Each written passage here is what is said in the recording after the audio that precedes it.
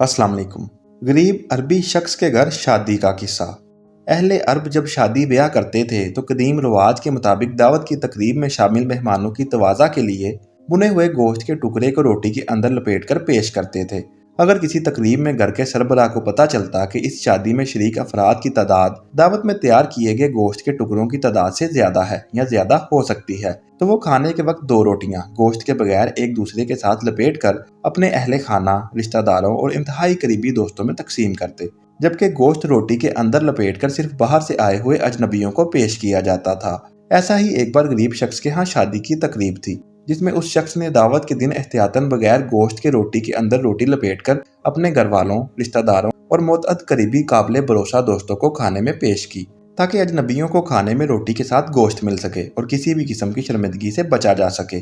जिन्हें सिर्फ रोटी मिली थी तो उन्होंने ऐसे खाना शुरू कर दिया गोया इसमें गोश्त मौजूद है। सिवाय उसके एक इंतहाई करीबी रिश्तेदार के, उसने रोटी खोली, घर के सरबराह को बुलाया और गुस्से से बुलंद आवाज में उससे कहा, ए अब्दुल्ला के बाप, ये क्या मजाक है? ये तो रोटी गोश्त के बगैर है। मैं तो आज के दिन हरगिज ये नहीं खाऊंगा।